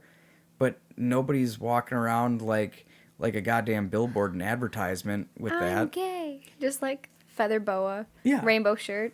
And, sometimes Jazz hands. the pride parades did get a little overkill. I love them though. But they've been so almost, I don't even know how to word They're it. just a parody of themselves. They're exact. That's Thank the you. point. Thank you. That's it right there. A parody of themselves. And that's what they enjoy. My dream is to go to a pride parade at some point. That's all I want to do. Well, before we had same-sex marriage, and I love that it was such a major hell or high water issue, and then all of a sudden the Supreme Court's like, yeah, it's good, guys. And I use guys in a gender-neutral way. But, Oh, yeah, throwing that in there. well, I do that because sound bites. You can take literally anything out of a long-form conversation and make me say whatever the hell you want. Yeah. And not representative of my views. But I've kept quiet on that front, and it's one of those things where you have to pick your battles. I can't be engaged in every issue, but I have had more empathy, not necessarily sympathy, but empathy for the community's movement altogether. Were we looking at my cat? Yeah. She's so cute. She is, but she's a sassy girl. She's trying to be a curvy girl, as we had discussed earlier. Yep. She's going to be sassy and curvy. Or as Spencer Bookbrain, sorry, Spencer. Spencer would always say, fat and sassy. Ooh. But see, words like guys, it's gotten to a point where guys, dude, even man. Yeah. I mean, the number of women, I call my wife man. Like, I'll call her up, hello, hey, what's up, man? Yeah. It's just a thing. Words are words. Words are things, but the thing with things The thing with things. well, follow me here. The thing with things is you can always kind of the perception changes because we all have our different reality. You know, the word gay isn't nearly as much of a charged word for me as it's not it as is. stigmatized Yeah. anymore either. So And you know, I've even got gay friends who use the word gay in, again, almost like a self-parody kind of thing, where they have separated the word gay away from the raw emotion of it being used as a weapon against them. exactly, Like because if- you almost have to at that point. Yeah. Like I referred to myself as queer for a long time. And that word had very negative connotations up until very recently. Yeah. It's like, oh, that person's a queer. And it's like, no, I'm like, what are you? I'm queer. You know what I mean? Because at some point I had no idea. So, grab Well, onto one word or another. The definition of queer is odd. Yeah. And so, like, yeah, I can see how that is just the tip of the iceberg, and then from there it funnels down into Exactly. deeper meanings of basically not being able to accept the person. Like, I can see how that could be a thing. Exactly. But I mean, even me growing up, you know, you look at the time frame we're in. It's 2017. I grew up playing Smear the Queer. Yeah. You know, a football game where whoever had the ball, you had to tackle them. Oh gosh. That's all it was Smear the Queer. But that, as you get a little bit older and you look back, you're like, You're yeah, like, we still, wow. whoa, holy crap. Yeah. You don't realize the small things, especially like looping around to the very beginning. Like growing up in a small town, you just don't see the things until you're almost out of it. Like now that I'm in a college town, it's so different. Like just seeing even the way that people talk to each other about gay marriage or just being gay in general was so different. I don't know. It's insane. 'Cause- Where are you from originally? again? I'm from a little town called Fall Creek. It's kind of by Eau Claire. Yep. So we're talking western Wisconsin. Yes. And, you know, this is the central part of the state. You know, people, regular listeners know that this is Stevens Point, Wisconsin. It is indeed. We're actually in Portage County, which politically, if you look at the red versus blue bullshit map, Portage County is typically, in most elections, one of the only blue counties. We are in an island because this college town, there have been enough some like lower middle class jobs that have come into the town that we do have a lot of retention. You know, not a lot, but a significant number of college students will graduate and settle down. Yeah, we'll stay. And so it's made for a nice diverse culture. We still see some struggle with it, but not nearly as bad as certain areas. We're not ending up in the news like Charlottesville, Oh you know, my gosh, which yeah, which that was a situation mess. itself. Now, you know, I mocked Christianity, but my religion of choice is Odinism. And even that bothers me a little bit because a lot of these neo-Nazis and the Klan members are embracing the new wave form of Odinism, you know, the Norse religion, to promote white supremacy. And where they get that from is this new movement within of Odinism started in the UK, and part of their doctrine is when it comes to somebody of a different culture requesting to join the church or the religion of Odinism, they are encouraged to promote or keep alive the home culture, their origin.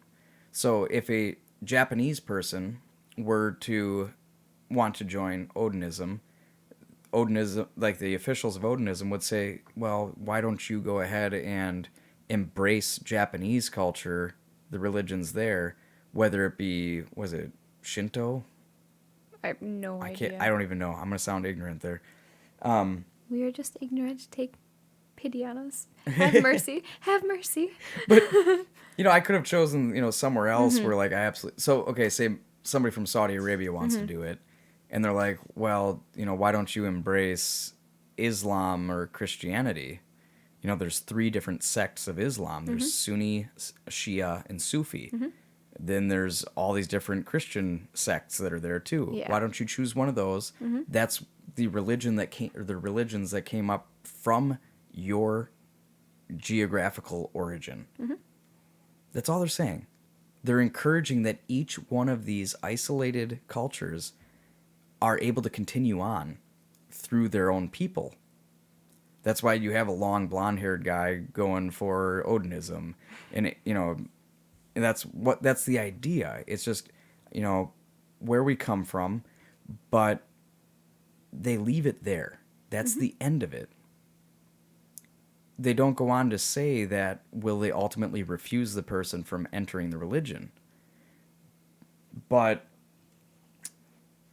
because it's an open-ended statement where they don't give any closure or a stance one way or the other as to whether or not they would allow this person of a different culture, different color, different creed into the religion, it opens the door for these white supremacists to take what is supposed to be a very naturalistic religion where we should be one with nature. We don't go ahead and pray to the gods for things. If you're about to do something that's going to be extremely difficult, you can pray to Odin for strength to get you through. There are variations, but the common core of all these religions is supposed to be the same. It's just Odinism to me is more on the natural end. Live in harmony with your environment. And with me being a bit of a leftist, being basically an advocate of climate change, it all makes sense. Yeah. And so when I finally, after years of being like, I don't want to have any religious affiliation whatsoever because it's all a bureaucracy, it's all going to be, just coming down to politics. Politics can infect everything. And so, yeah, I'm offended when I see these white supremacists supporting, Odinistic or Norse tattoos and signage and bastardizing the religion by giving it a bad reputation like the Westboro Baptists do for, Baptist Christians. But no matter what that case may be, I strongly believe in that separation of church and state.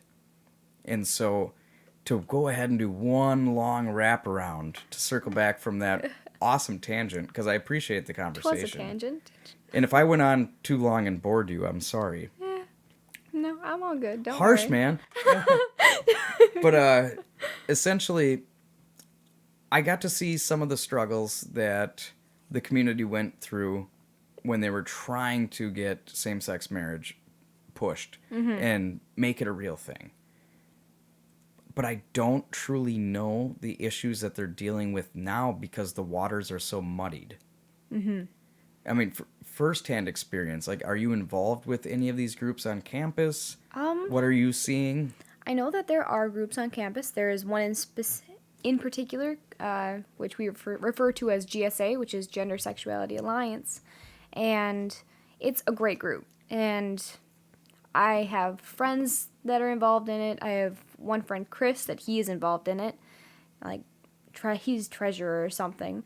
But I am personally not very active in it because I just don't have time. When I was president of one of the campus organizations, I had just the utmost respect for the GSA folks because we were looking at a social climate that was the start of the social climate becoming more polarized. I can't even imagine. It would have been really hard. Like, I remember leaving my dorm to go vote for Barack Obama in 2008. Oh, gosh. So, heck yeah.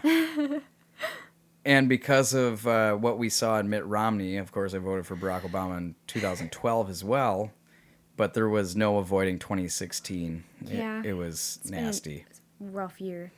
But so, since we do have the current administration, like, have you talked to your friends that are involved with GSA? Like, what kind of struggles are they seeing, both locally and abroad? And when I say abroad, I'm talking the greater United States. I haven't spoken with them about it, but I know that there's a lot of, like, the whole bathroom thing. It's like people caring where other people pee. That's such a non-issue. Okay, do you know what? I don't understand. I seriously I mentally do not understand why it's an issue. Like, it's one of those things, it's like, it's really hard for me to even, like, talk about, because I don't understand where people are coming from. most issues I can see a different side and talk about it. Not even debate it, but just talk about it. But people who can't accept that there might be a transgender person going to the bathroom next to them, not causing an issue. People who have a problem with that. Yeah. I don't understand that whatsoever. I don't understand where you're coming from or how you got this idea. But I don't know.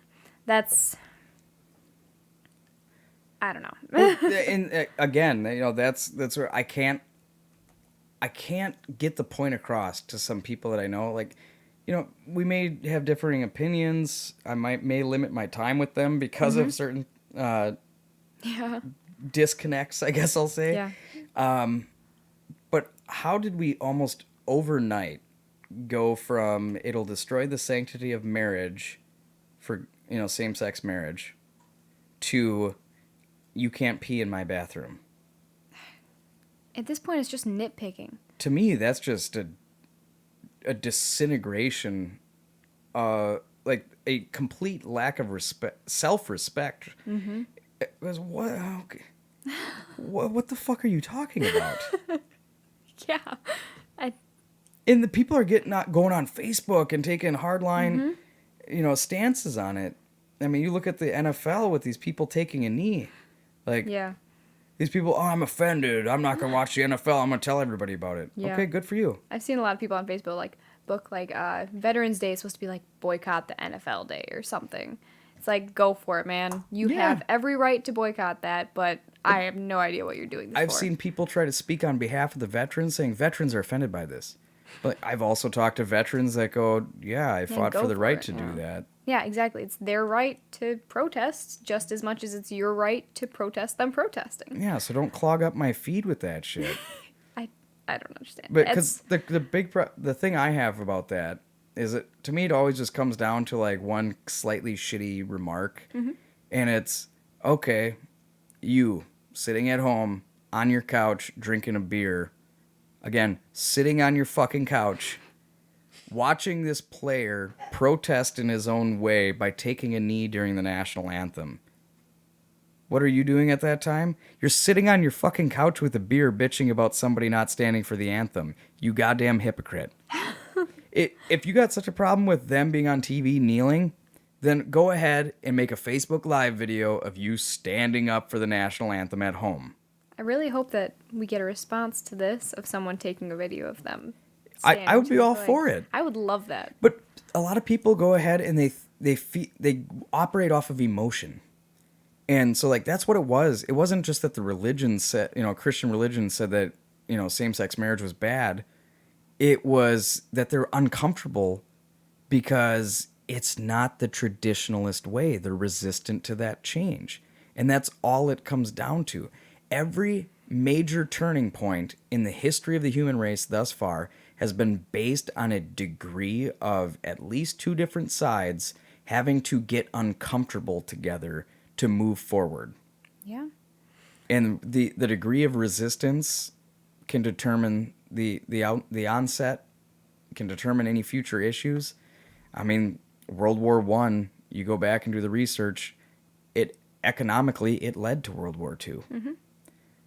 There's no way around it. And so it just depends on how far these people are going to take it on both sides of, what exactly is the community trying to accomplish nowadays? They've gotten same-sex marriage, and now they're having to fight these dumbass bathroom laws. Yeah. Because, okay, well, where do you draw the line? My wife will take the kids grocery shopping. Mm-hmm. We have 2 boys. She takes a 5-year-old boy into in the women's bathroom. When is she not allowed to do that? Yeah. When is the line? When is that not okay? But because so many people are cracking down on parenting because of the issues we're seeing, what's worse? Her taking a boy into the women's bathroom or her letting him go into the men's bathroom unattended? Ooh. Yeah? The fact is, there is no black or white, anything like that, so people just need to hold on to their opinion and just listen more. Mm-hmm. So I am curious, though, what issues are the community, what is the community facing, other than the fact that apparently white supremacy is okay in this country now? I don't know. At this point, it's just hate. You know, I don't personally know any like giant issues that are happening right now other than just like whole bathroom law and just violence and just hate throughout everything that has always existed and will almost always, like, undoubtedly always exist. There's nothing you can do about it, and as hard as you try, people are always going to hate gay people Yeah. no matter what. And I understand that, most people in the community understand that, but it's still something to strive against. You still need to try as hard as you can to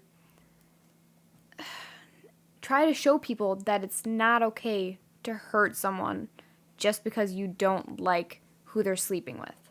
Yeah. You know, it's not okay. And that's the big issue is parents are not leading by example when it comes to violence. Oh, definitely not. Because it's like a father, it's like a kid is watching his father like swear at people for like being gay, and while watching television, he's going to go do that in person someday. You know, it's starting off young, and that's where I don't want to say it all comes from church, because it doesn't. No, it definitely doesn't. Yeah, it definitely doesn't. But a lot of it, like, in preaching against, like, gay people, it's one thing to be like, we are Christian, we don't believe in this, or we are this, we don't believe in that. There are very good Christians out there. There are. It's There just, definitely are. For many years, I railed against the religion because of my own experiences in it. Exactly. One of the Same, biggest don't worry. scandals for my church was finding out that it was big local news, but apparently, like, a member of the church council who was married came out as gay. Yeah. And that was just, oh my goodness. Oh my. You know- my peaches. But you know,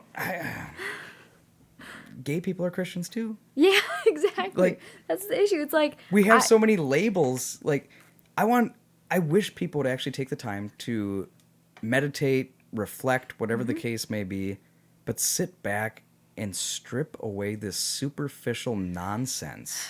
Yeah, I don't know. It's So essentially, these LGBT communities and the greater community, I guess, because there is a national Yep. organization. Are they more or less in crisis mode, kind of, just trying to put out all these hate fires? Or are they trying to pass legislation? Or are they just simply trying to, serve and protect right now?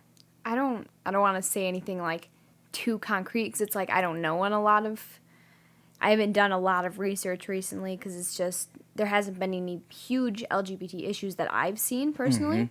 But I mean, we are in a very... yeah, I know Your that eyes are really paying attention to things. What are you doing? I always look around. Oh, okay. But I know that as soon as Trump was elected, like going back to a little bit of politics, it was crisis mode. Like immediately, like They had to move fast. exactly, like social media platforms, it was like everyone was scared that, like, immediately all I could see is like we thought gay marriage was safe. That was everything that I was seeing.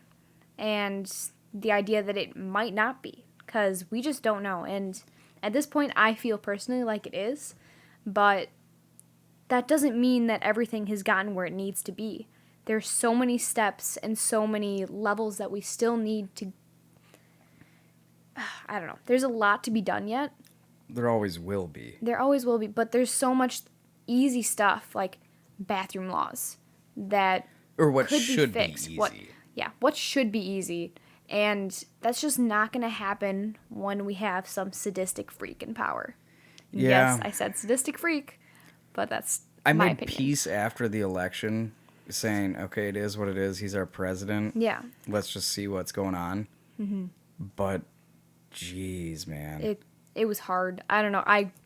I will admit that I cried. Like, I stayed up until like 2 a.m. Like, I know what's a gonna lot happen? of people that were legitimately scared for what's to come. I was terrified. And luckily, he can't get shit done. Exactly. Like, he has not passed any major legislation yet, and Mm-hmm. he's been president now for, 7 months? Oh gosh, No, God, no. We're coming up on... a year almost, aren't we? Yeah, because this is end of September, early October Oh my coming gosh. up. And so January 20th, I think he was inaugurated. It's And he insane. has not been able to, like, He hasn't done anything.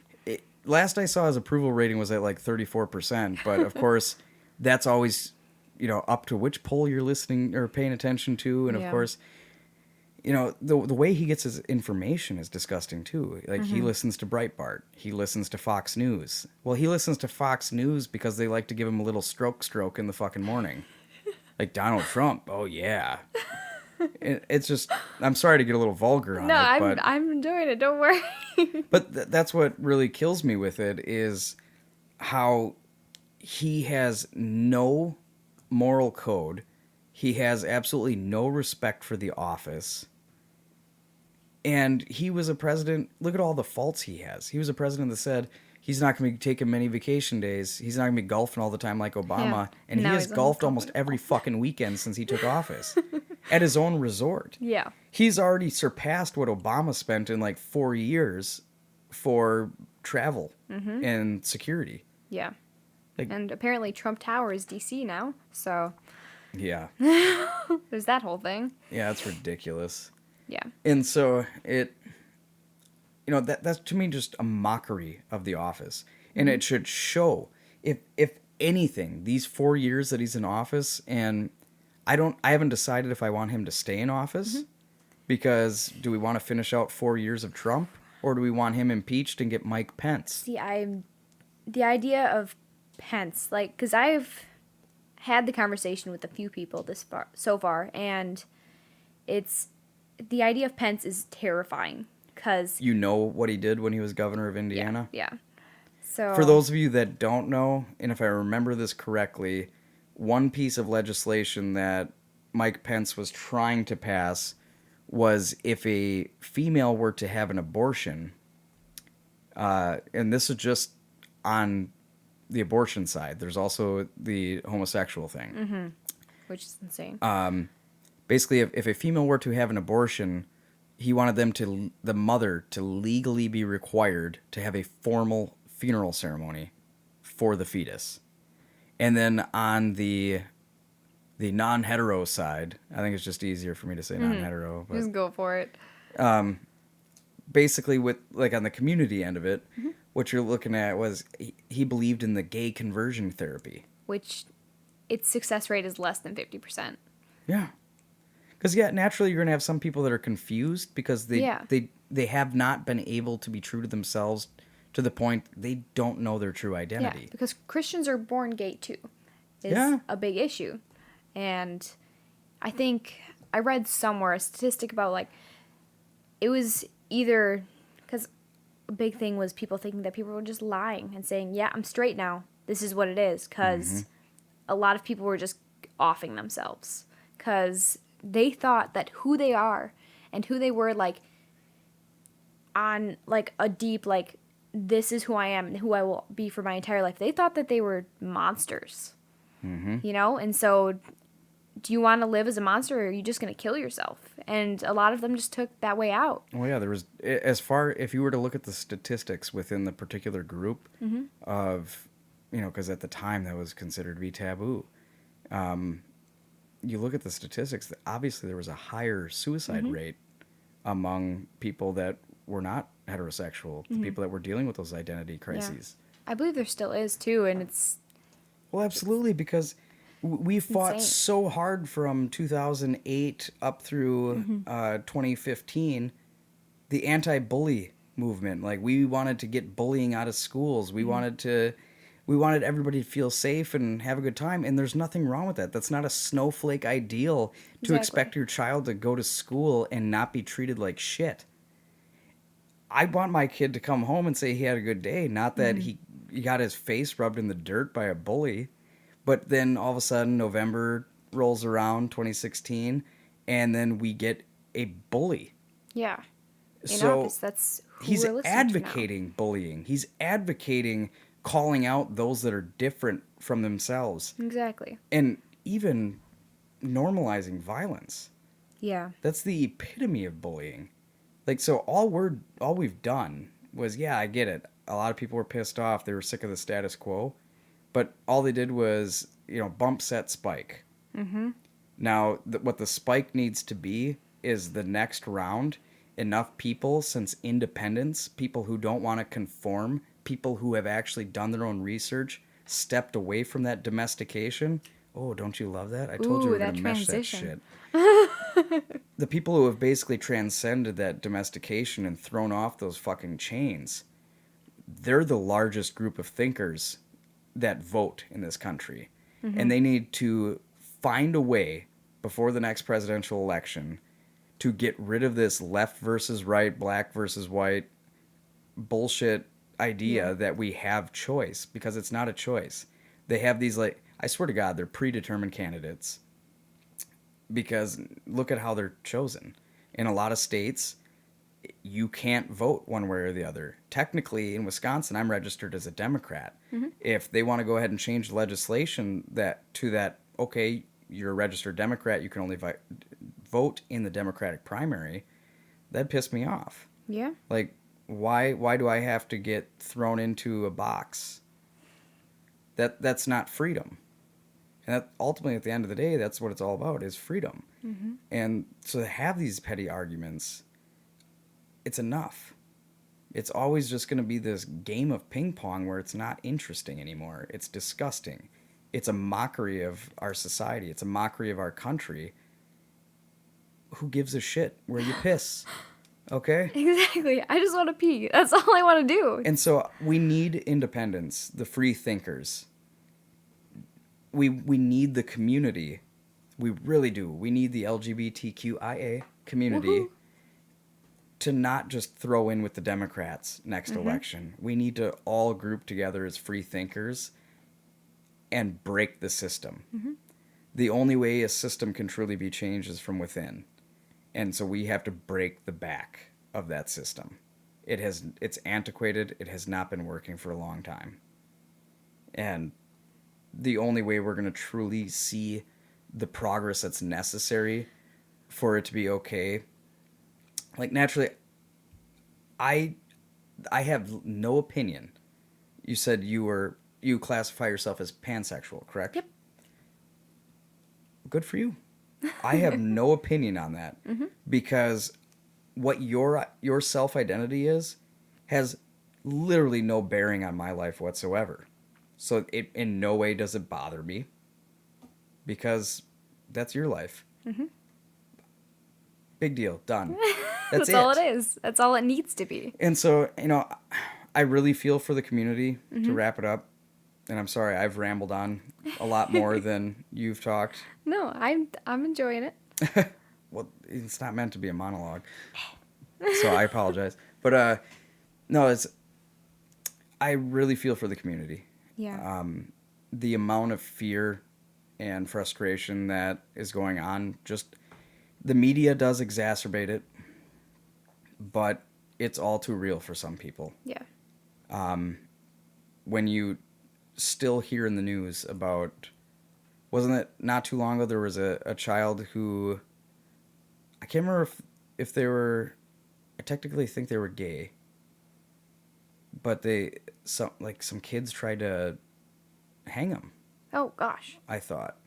I'd have to look up the story, and like we were talking about, I've set the phone aside. Mm-hmm. I didn't want to have that anywhere near the table during this recording, so that's, I sound a little ignorant from time to time, but it is what it is. No, I completely understand, especially, like, when we had spoken about bullying before, like, personally, I had a lot of issues with that in high school. Can you go on for the next minute? I can go on for the next minute. Rock it. Okay. Because in high school, I personally came out. I have child's bladder. I came out as bisexual in my senior year of high school. Are you okay? I came out. He was just telling me that he's gonna go to the bathroom with the door open. Hey. I'm calling you out. I'm calling you out. Well, I guess I should go a little bit farther back, but I came out as a lesbian in 8th grade to my friends, and it was not well received. I lost a majority of my friends, and I was kind of alone for a little bit. I was just drifting until maybe my sophomore year of high school, when I found a very good group of friends who accepted me as exactly who I was. And then my senior year, the big like time when anything happened, well, anything and everything, and I came out as pansexual or bisexual, I don't even know, to my parents and my best friends before everyone else. And my parents, as we had said before, were extremely accepting. And my friends, well, most of them, were very, very accepting and supported me in every single way, shape, or form. But as soon as I came out to everyone on a school level, a little bit closer to graduation, maybe like 2 months beforehand, I immediately got a message on Facebook Messenger from a girl basically asking why I was rubbing my sins in her face. What? Which, yeah, he just said what. And I was flabbergasted. Like, I didn't understand, like how this had any impact on her, like, whatsoever. And this, I tried to explain myself. I tried to explain, like, oh, I'm just not straight. It's just how it is. And and I tried, but she just wouldn't understand. And eventually she got three she had or a four. predisposition to it, though, coming in. And then she got 3 or 4 other girls, some with, like, a religious background and some without, who would just message me, like, every day, all hours of the night for months. Just like telling me to kill myself. And that, are you serious? Yeah, it was bad for a little bit. And that, like, I was gonna go to hell, and that, like, someone was gonna kill me eventually, or I was gonna die of something, because No, please, I don't want to go to hell. something. You'll be there. Exactly. Me being, like, who I am was inherently wrong. And it's like, I didn't tell my parents about it. Like, I didn't tell anyone about it. On the day I graduated, I put a post on Facebook, just, like, crying my eyes out, just, like, putting this on there, because I just wanted people to know. And it sucked. But, like, I basically just kept my head down, and that's all you could do. Like, I didn't even tell my friends. Like, I wanted no one to know, because I didn't want it to be made into something more than it was. But so many people have that type of thing happening to them every single day. Yeah. And so much worse, because they were just saying stuff to me. That was it. Yeah. But I mean, it was still a harassment, but... It was, but people are being, like, beaten up daily and all that type of stuff. But this was just, like, some are being, like, at of it. school. Yeah. Imagine being a loner in high school. You were literally being ostracized. Yeah, and There's no way around it. That's what's happening.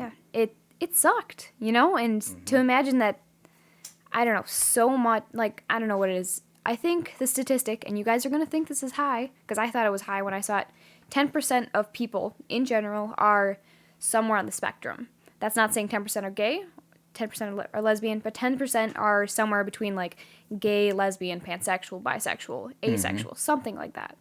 And if they come out, every single one of those people, of, like, the millions and billions and whatever, like, how many people there are on this planet, like 7 billion, whatever, have that possibility of just being attacked daily. And that just, it freaks me out to have kids, I guess, because especially, like, having a boy in particular, because I'm not saying that men are violent, but men have more of a tendency to, in past, like, in experience, have more of a tendency to express through physical ways than emotional, like, emotional ways. That has a lot to do with the DNA makeup. The fact is, testosterone is going to show more tendencies towards violence than estrogen. Yeah, and so, yes, that level varies within the individual. And, I mean, some people, you look at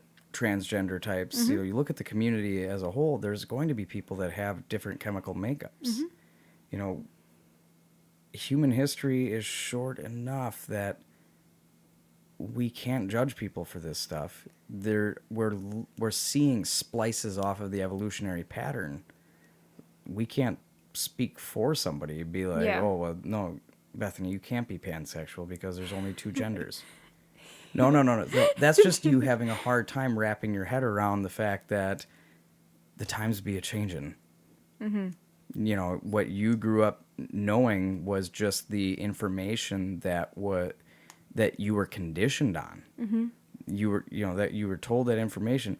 If you hit a child every day, cuff them upside the head and tell them they're stupid, well, eventually that kid is gonna just start thinking, yeah, they're right. I am stupid. And so, like, I'm glad that you didn't go too far down, I guess I'll say, with the harassment you experienced. There was definite, like, issues, and it took me, like, I still have, like, anxiety, not necessarily all from that, but a lot of it of just, like, being terrified that people aren't going to accept me. Like, even when there's no reason for them to ever know that I'm not straight, immediately there's that thought of when I meet someone, especially if someone is religious, it's like, as soon as they know or as soon as they see me, they're going to know I'm not straight and they're going to hate me and they're going to attack me. There's that just immediate thought. You just felt like there was this neon sign that you carried just with you. Neon, like, I'm gay. Yeah, or you had like a work shirt with a patch on kind of thing. But basically, yeah, you get it. I get that basically because that's what you're feeling subconscious about now because somebody made you feel shitty about it. Yeah, and it's insane. And I don't want anyone to feel like that, but you can't prevent it. Like, you can try, but at this point, it's so ingrained in so many people I see something wrong, I'm going to attack it. So that's where we have to start. We have to just start with, it's not okay for you to do that to anyone, ever, no matter what. A hate crime's a hate crime across the board. It's just not acceptable. And I don't understand how people think. Well, I guess I do understand. It's just bred into you at that point. But it just can't be acceptable anymore. Yeah. I totally agree. I look at it as you got to separate away from, like, the human mind is your computer. You know, I do believe to a certain degree that there is a human soul, but our body's more or less just the vessel. You know, this left arm, you know, that is my left arm, but I'm not this left arm. Yeah. So when we're born, it's like, that's just the vessel. That's your computer casing. And the parents or whoever raises the child is going to be inputting the data that will then form that human mind. And you'd really hope that, at least hopefully by the time, you know, we're old and gray, that... Hopefully a little while yet. Yeah. I don't need gray hair. I don't want to go gray early. No. So I'm talking... But I'm just saying, with how technology moves fast as fuck, society moves at a crawl, and Congress even slower still. Yeah. And so I'm hoping that by the time, you know, we're retirement age, that we actually see this, a true enough peace through that progress, yes. Yeah. Where we don't have to see that. Because how old again were you when you were dealing with that harassment? Like 17. Like 16, 17 years old. And it's, yeah. What is it? Your brain hasn't truly finished developing until, I think, like it was 21, 25, somewhere in there. Yeah, between 21 and 25. And so at that age, you're still developing. The world is still relatively new to you. And you grew up in a small town, so you have this experience that almost nobody else around you can say they have. I mean, of course you're going to feel like an outsider. So I can't imagine the constant fear that people have to go through in a given day. But now that we live in a political climate where it's okay to bring hatred to the table, it's always unacceptable. Yeah. Like, now that we're on a college town, everything is much more accepting. Like, and last year I was still living in the dorms. Like, if that gives you any idea of, like, where I am, a junior in college. So yeah, I lived in the dorms too. It's all good. Oh yeah, I'm sure. Yeah, I did. Well, not now though. It's weird going back. So much has already changed. Yeah, and I don't know, like, even last year, as soon as, like, I'm pretty sure, I don't know, it was right after the election. As soon as Trump was voted in, there were all of these hate crimes happening on campus, like people writing faggot on other people's doors. Our campus? Our campus. Oh, jeez. Yeah. Wow. And it's like, how? It's not like you hear about it like way across or whatever. No, our campus in our home, like within 10 minutes of where we are right now. And it's like, how is this acceptable? This is small town Wisconsin. It's not like Chicago or New York or LA where it's like, oh yeah, something's happening there all the time. Yeah. It's small town Wisconsin. It's insane that this is still happening. Yeah. And I just don't understand it. Especially at a college level. It's like, in high school, you're dumb. You're going to do stupid stuff. And that's kind of, when I was in high school, that's what I chalked that up to. Just like hate, just to hate. Yeah. But now you're an adult. You can be prosecuted for doing this type of stuff. Just I don't stop being remember stupid. that ever happening when I was there. I don't remember Yeah. hearing any reports about it. I cannot believe that it's I think it was like changed an email. And there was, we were getting emails from like the chancellor or the dean or something as students living Is in the Bernie dorms. still the chancellor? What? I think so. Patterson? Yes, he is. I believe so. He's, And he's an awesome individual. he is an awesome individual. But we were getting like emails from him, and there was like harassment and stuff. And there was, I believe it was like a black truck or something. I might be completely wrong, but something just like driving around campus just harassing people. Oh. And it's just like, I'm pretty sure I might be wrong. It was like, what is it? Slurs against like people who are black and people, all that type of stuff. Like right after the election. Okay. Since you liked earlier on, you talked about memes.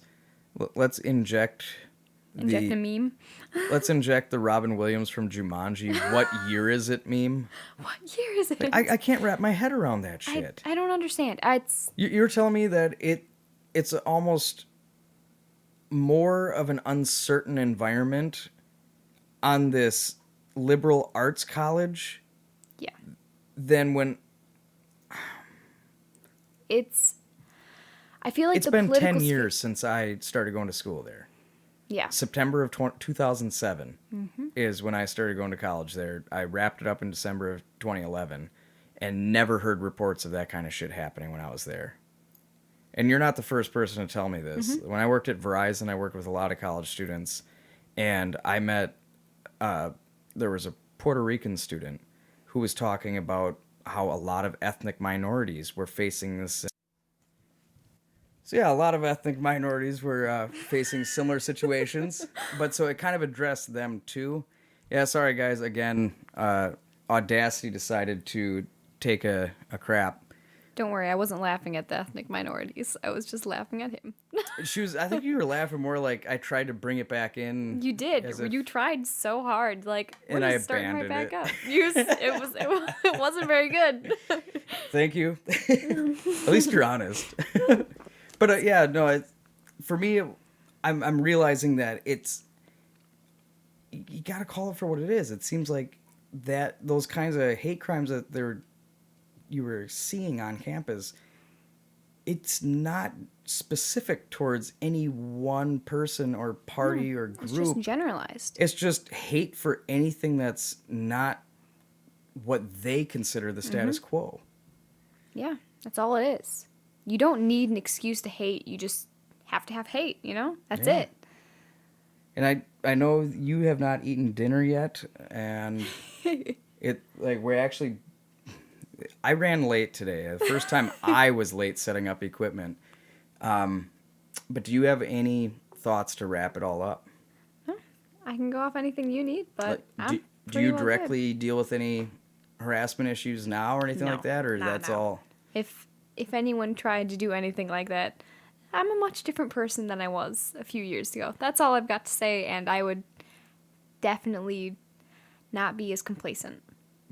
I would hope you would handle it tactfully as you Tactfully, it would be a little bit of anger at first, but definitely tactfully in the long run. do. Of course. I actually did recently get into, that's the important part, is if you can sit down at the table and curb the raw emotion, the anger, the fear. It's nothing is ever easy, But in order for things to improve, it has to be uncomfortable. Yeah. And That's really what it is, too. it really is. 'Cause In a political sphere, in our personal sphere, we just have to put ourselves into a place that's uncomfortable if we want to get anything done. Mm-hmm. And we both know a certain guy named Joe Bush We do. who will proudly tell you to do what makes you uncomfortable. Yep. And this is completely out of context for what he was talking about. He was looking at the broad spectrum of just individual growth. And I think that's a nice way to summarize the whole thing, is for, almost a semi-direct message to the people that are, advocating hate and all this violence. Just shut the fuck up. We don't need to hear Think anything you're for saying. a minute. If you go ahead, if your first instinct is to verbally lash out with an aggressive tone, that's an expression of fear. That is projection. You are projecting your own fear to make them feel like crap because you want to push them away because what they're saying, what they're doing, who they are makes you uncomfortable. Well, I'm sorry, this is the land of freedom, and somewhere, sometime, somebody's going to be offended. Yeah. So live your life as long as it doesn't shit on anybody else. Do it. Live it up. Yeah. Any last words, my friend? Don't be an asshole. Yeah, we've said Thumbs it up. past episodes. So there we go. We've had summaries of don't be a dick, don't be an asshole. Each week we should pick a different thing of what not to be. Don't be a bastard next time. Coming to you next time from Rawcast AD. Oh, Don't be a jeez. bastard. Jeez. Maybe one day I can get the A back in AD. Yeah? Alex, you moved to Tennessee, man. And I couldn't change the name because I already made business cards. Come back to us. It would be nice to talk to one other person. He's a good guy. Great I'm musician. sick of talking to Doug. I mean, I don't blame you. I've been looking at his face across this table for I don't know how many hours I've been sitting here. 3. 3. And Come back to us, Alex. about 2 of that was recorded, I think. But I appreciate your story and how you're able to handle yourself now, the growth that you've experienced, the fact that you overcame that adversity. The way, if it's cool, the way I want to end this out is life is all about our own individual stories. And what this podcast was for me was to sit down with friends because my social life was just going by the wayside as life got busier. And now it's more of an outlet for me to where I want to hear about stories. I want to hear people's life experiences because it's intriguing. Like, I just want, okay, you're pansexual. I'll sit and listen to you talk to me about that and explain it to me. Wow, that's fascinating. I don't need to form a judgment or an opinion. I got to learn about who you are. The point is just part listening. of who you are. Just listening, even though I did most of the talking. Because I would go on these weird rants. It's okay. I like rants. You can ask anyone who knows me very well, and I really like listening to what people are saying. So Well, that's I'm good. sure so much audio. I'm going to listen back to this, and the amount of times I'm going to go, yeah, is going to be insane.